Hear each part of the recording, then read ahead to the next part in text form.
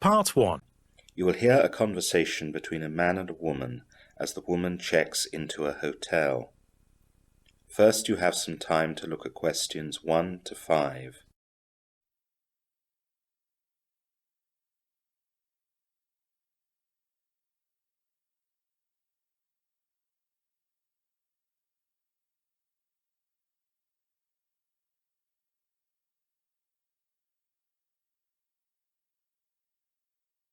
Listen carefully to the conversation and answer questions 1 to 5. Good morning, madam. Welcome to the Lane Hotel. Can I help you? Yes, please. I would like to check in. Certainly, madam. Can I take your name, please? It's Julia Olson. That's Olson. Thank you. Now, do you have a reservation and reference number? Yes, I booked with you online. My reference is EZPD 3729434. Which website did you book through? It was booknet.com. Ah, yes. Here's your confirmation. Mrs. Julia Olson. A single comfort room for 3 nights. Is that right? Yes, that's right. Now, you've filled out all your personal details online, so we just need to know how you'd like to pay at the end of your stay. And we will also need to swipe your credit card. Here's my credit card, and I'd like to pay with it as well. Thank you very much. Now, the daily rate for your room is $122, including breakfast. I thought it was only $120 a night. Yes, that's the basic charge, but there's a $2 a night local hotel tax. If you look at your reservation printout from your website, it says that just under the reference number. Ah, yes. That's fine then. Here's your credit card back, Mrs. Olson. Thanks. So your room number is 405 and here's your key card. Your room is on the 4th floor. Will it be possible for me to have an alarm call every morning that I'm here, as I will need to get to some early meetings? Certainly, Mrs. Olson. At what time would you like the calls? At 6 a.m., please. That's fine. The staff on duty in the morning will see to that. Before the conversation continues, you have some time to look at questions 6 to 10.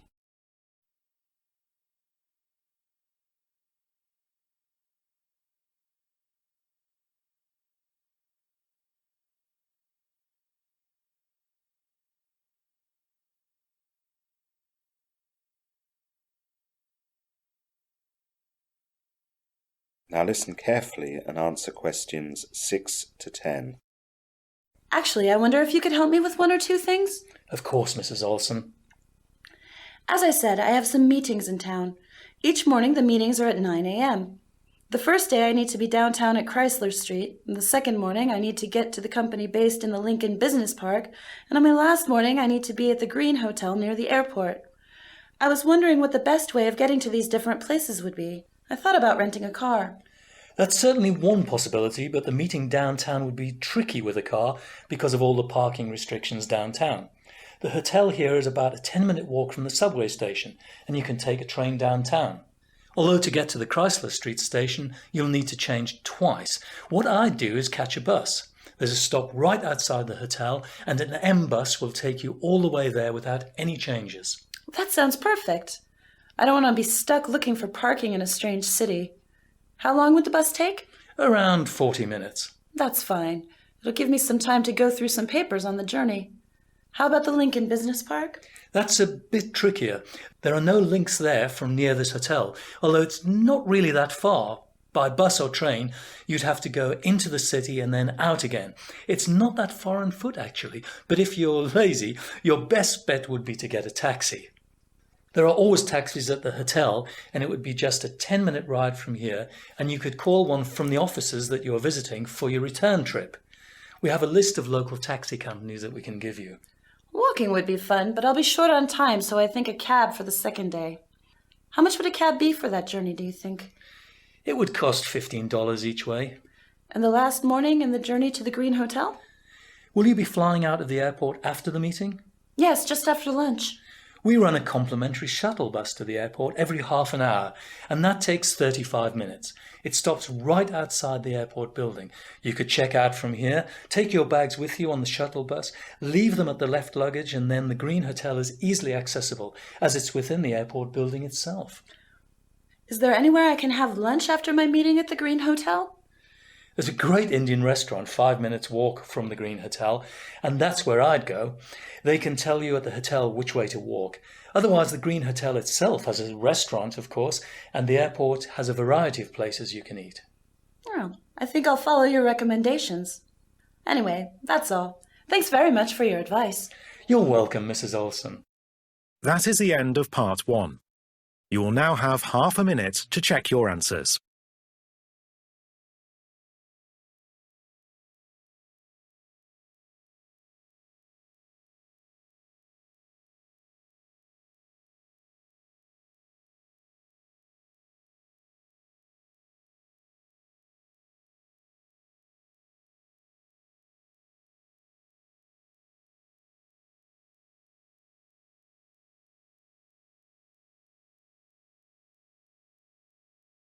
Part 2.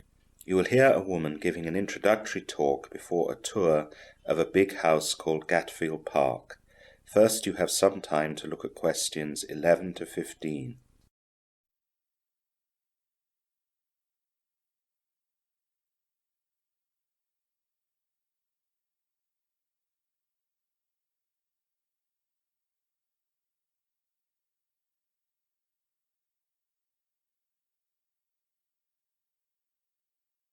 Now listen carefully to the introductory talk and answer questions 11 to 15. Good morning, ladies and gentlemen, and welcome to this tour of Gatfield Park. As you will know, Gatfield Park is the ancestral home of the Gatfield family, and they have been living here for over 600 years. Today, I will guide you around the building, pointing out to you on the way all the particular points of interest. Before we start, I would like to give you a brief overview of where we will go and what you will see. So, right now at the start of the tour, we are in the entrance hall, where visitors to Gatfield Park would arrive and be met. You can see that the first thing that strikes you are the fine paintings hanging here, but we will go more into those in just a minute.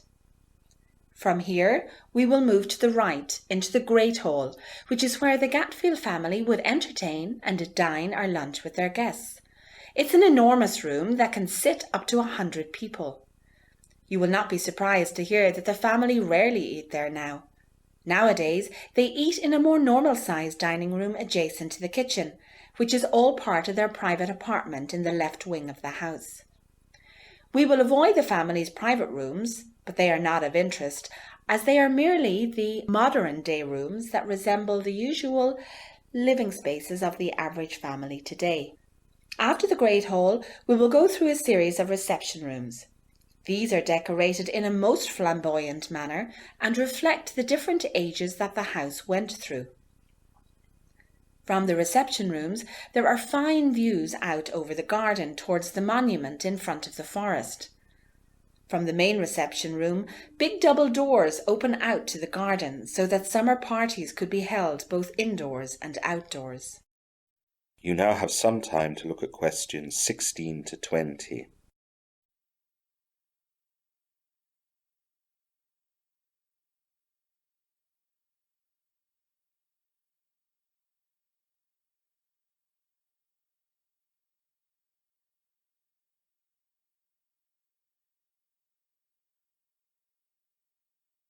Now listen to the rest of the introductory talk and answer questions 16 to 20. After the reception rooms, we will pass into the library, where you will see the family's collection of over 4,000 books, some of which are extremely rare and valuable. There is also a lot of the china for which Gatfield Park is so justly famous. After the library, we will have a quick view of the billiard room. This is where the gentlemen of the house would play snooker or billiards in the evening and smoke their cigars and drink their brandies. After the billiard room, we will go upstairs and look over the bedrooms and bathrooms. Again, we will have a window into the past, albeit a very wealthy past. You will see rooms decorated to the most lavish degree. The most impressive is the master bedroom of Lord Gatfield, which is larger than the average family's floor space in their house. You will see the antique furniture, carpets, and the superb view over the gardens. When we have finished looking at the bedrooms and bathrooms, we will look at the behind-the-scenes areas that most people do not think about nowadays. For houses of this size, a large staff was required to clean, cook, serve and garden. These people had to live, work and sleep as well at Gatfield Park, so you will also see their rooms and the back corridors, kitchens, laundry rooms, storerooms, amongst others. After the tour of the inside of Gatfield Park, you will be at liberty to wander around the gardens until 5 p.m, which is when Gatfield Park closes. There are 2 small shops at the main gateway entrance. If you get hungry, there is a small cafe that sells hot and cold food, along with drinks, and also a gift shop where you can buy souvenirs of the house and literature on the house and local area. That is the end of part 2. You now have half a minute to check your answers.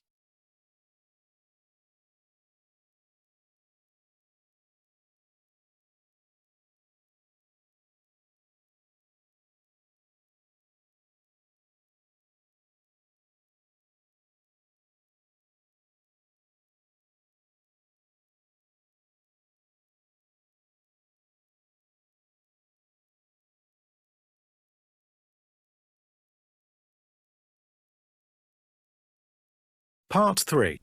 You will hear 2 students discussing the assessments in their business course. First, you have some time to look at questions 31 to 35.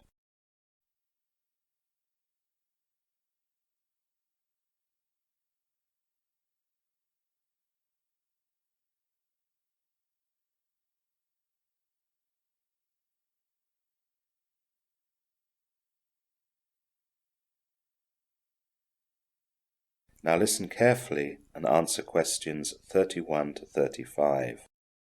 Hey, Mark. Oh, hi, Don. Have you got over that cold yet? Yes, I got over it by sleeping all day yesterday and skipping my meals, so I'm much better, thanks. Did you go to that workshop on assessments for the business course yesterday? Yes, I did. I made notes for you as I knew you weren't there. We can go through them now if you want. That would be really helpful. Well, they let us know about all the assessments for this year. As you can see, I've broken it down into assessments for Semester 1 and assessments for Semester 2. Do you know the dates for the semesters? Yes, Semester 1 is from the beginning of October to the end of January. Semester 2 is from the middle of February to the middle of June. Good. Now then, let's look at the first semester. The assessments on our options for the first semester are divided up into 3. There are all the essays and presentations that you do over the semester, and then there are some exams in the second half of January for 2 weeks on all the options that you've chosen. The 5 options of the first semester have 2 essays and 2 presentations each. As our option finance is not really an essay subject, we get to do 2 case studies instead of presentations. The options have 1 exam each. So I've got 5 options like you, so I have 5 exams. Is that right? Sort of. All the options have 1 exam each, but accountancy has 2. I do accountancy and you don't, so I get to have 1 more than you. Lucky you. Exactly. So we share the other 4 options in the first semester: marketing, economics, strategic planning and finance. What about deadlines? They aren't out yet. They say that the deadlines will be orally given when the essays are set by the teachers. After that, the teachers will individually post the given deadlines on the department website. Not on the department notice boards? Not this year. They've phased that out as it's too old-fashioned. Anything else about non-exam assessments? Just that there is now a new standard procedure for essay layout. It covers things like how to do citations and bibliographies, page numbering, cover pages and things like that. Word limits will be the same though. Can we give in our essays by email this year? Unbelievably, the essays all still must be submitted on paper in the individual teacher's pigeonhole. They're living in the Stone Age sometimes. I know. They did say that attachments will be acceptable next year though. That's about time. You now have some time to look at questions 26 to 30.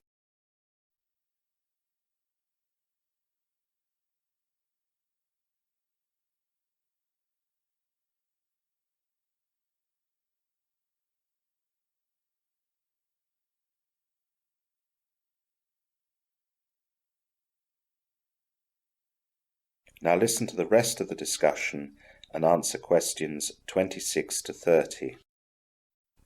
So, what about the exams? They said that they would give us more help with preparation this year, after the awful results last year. They've done a number of things. First of all, the week before the first and second semester exams, we've got a reading week. There are no classes at all in this week, apart from 2 optional seminars on exam techniques. Well, that's a good start. Anything else? Yes, because of the heavy maths element in some of the courses, there are extra help lessons in maths. These are going to be at the end of the usual working day from 6 o'clock to 7:30. There'll always be 3 teachers who will be there to teach or revise all the math skills that will be needed to get through the exams. Oh, that will be really useful for me. I mean, I'm not bad at maths, but some of the things that they do in economics stretch me too far. There'll also be extra help in all the other classes. The department is setting up what they are calling academic labs. Each week, all the teachers will provide a 1-hour slot either before class at 7:30 in the morning, at lunch break, or after classes are over. In these labs, the teachers can explain again concepts that the students haven't understood or look at problems with assignments. Oh, it seems like they're taking things seriously this year. I know, it's a good thing. Another thing that they've done is that there'll be an electronic help desk available for 4 months. You can email your academic problem and an administrator will forward the mail to an appropriate teacher. This is just a trial project, though, to see if it works. How do we get the email address for the help desk? It's on the business department website. Finally, the Students' Union has engaged more access to counsellors to help students who have problems with stress. In that way, the students can get help and deal with their emotional problems rather than just dropping out of the course. Well, that's a lot of new information. Thanks a lot. Shall we go and get a cup of tea before we look at semester 2? That's a good idea. That is the end of part 3. You now have half a minute to check your answers.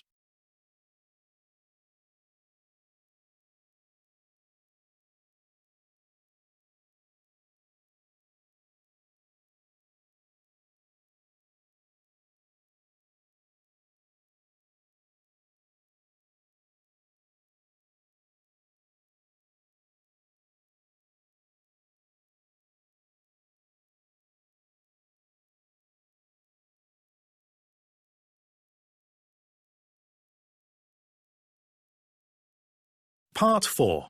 You will hear part of a lecture on environmental issues. First, you have some time to look at questions 31 to 40.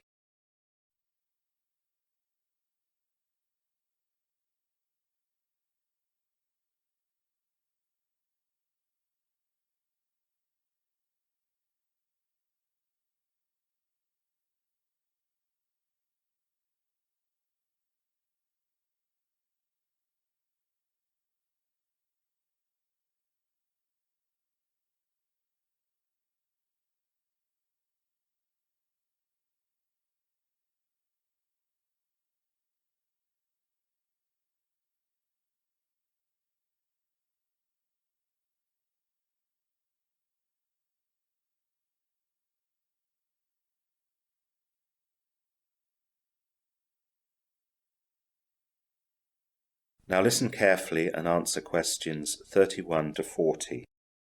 Vostok Station is located on the Antarctic continent. It is the coldest place on Earth, with temperatures recorded of minus 76 degrees centigrade.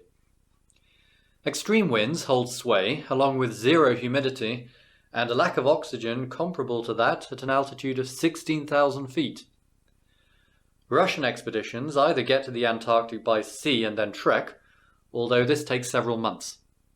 Alternatively, they can fly more cheaply and safely from South Africa, but there are only 10 to 12 of these special flights per year, and only during the 3 short months that the weather is good enough for the trip to be made. At Vostok Station, planes cannot hang around. After 2, or at the most 3 hours, the plane has to depart. If it gets colder than minus 56 Celsius, the plane cannot take off, even in windless weather as the skis won't work. At that temperature, the snow freezes into tough, sandpaper-like grit, which inhibits takeoff and landing, and for 9 months a year Vostok Station is at minus 60 or colder. The polar scientists who live at Vostok Station take a little time to acclimatise to the conditions. They say that within just a week and a half, their heads stop hurting, they cease to vomit, and they begin to be able to sleep. This is partially the reason there are only 3 permanent scientific bases deep in the Antarctic continent. At the South Pole, there are the American Amundsen Scott Base and the French-Italian base Concordia, and further east there's Russia's Vostok Station. Apart from being the coldest place on Earth, Vostok Station has another reason why it is famous. In 1996, Russian scientists were drilling for oil, but they had only found ice core samples and worthless mineral deposits. When they reached 3,623 meters, they stopped because they couldn't figure out why the ice at such an extreme depth was so pure. After a series of tests using radar and seismic waves, it turned out that this ice was actually the uppermost region of the world's largest warm water subglacial lake, a lake roughly the size of Lake Ontario. The lake is composed of fresh water and has been isolated beneath the glacier for somewhere between 500,000 and 1 million years. Naturally, the first thing that came to the scientists' minds was that this lake could possibly be the most pristine liquid environment on Earth and could be full of living creatures and organisms that, due to isolation and adaptation, live nowhere else. Researchers tested the core samples taken close to the water and indeed found microbes that have never been found elsewhere. Scientists say that the lake could also shed light on the origins of the Earth and life on Earth. But when the question of how to explore the lake came up, the Vostok scientists faced a serious dilemma. The lake is under immense pressure, and to breach the ice would have devastating consequences.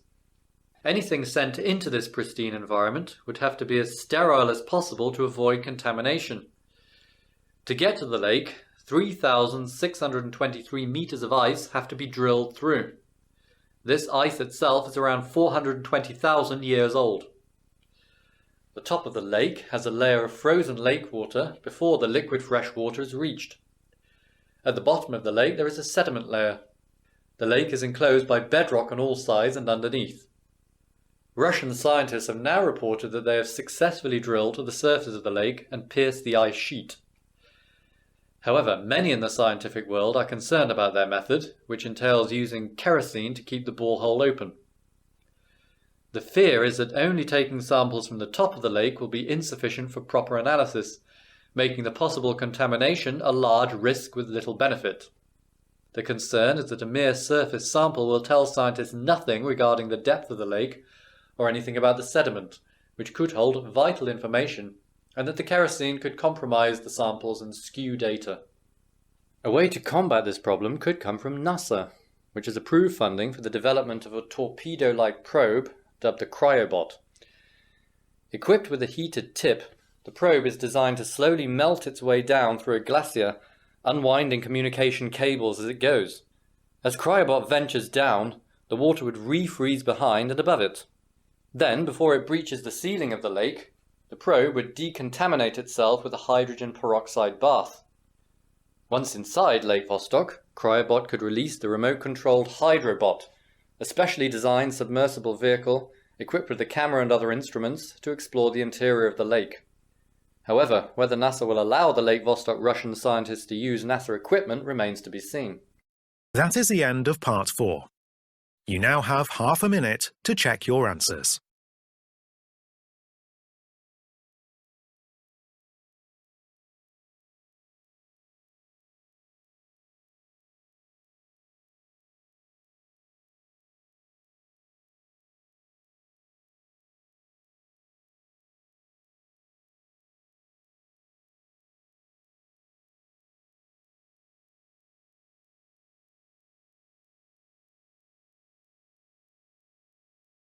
That is the end of the listening test. You now have 10 minutes to transfer your answers to the listening answer sheet.